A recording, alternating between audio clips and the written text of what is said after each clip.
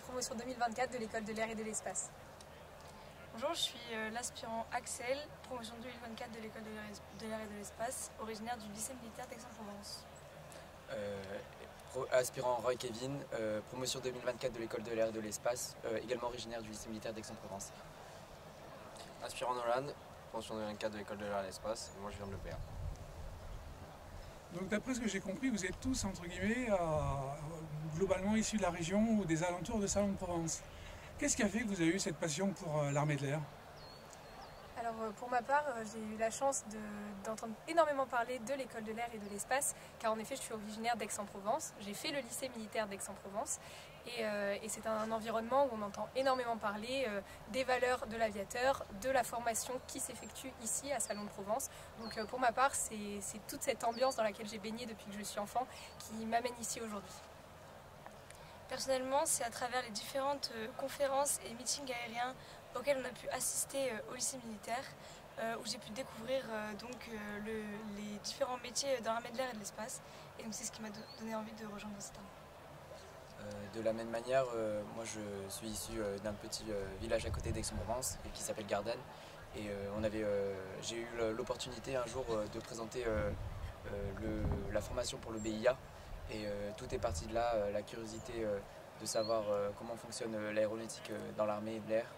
Et ainsi de suite, j'ai pu intégrer au lycée militaire d'Aix-en-Provence pour continuer ma passion et peut-être un jour devenir pilote. Et pour ma part, moi j'ai ma famille qui est déjà dans l'armée de l'air depuis longtemps, donc j'ai baigné dans ce milieu-là dès le début. Et c'est vraiment ça qui m'a donné envie de devenir militaire. Et ensuite avec l'EPA, de devenir officier. Alors pour tous les quatre, aujourd'hui, ça a été une journée particulière. Qu'est-ce qu'elle représente, cette journée, pour chacun d'entre vous? Alors cette journée est extrêmement particulière, en effet.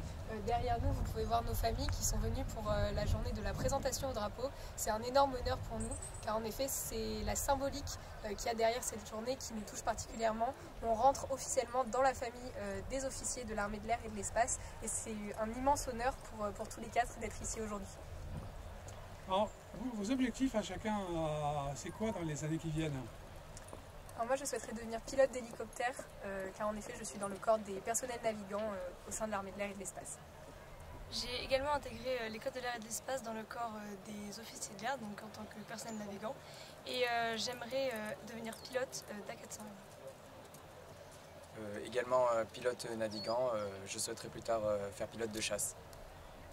Et de même pour moi, personnel navigant, j'aimerais intégrer la 30e escadre.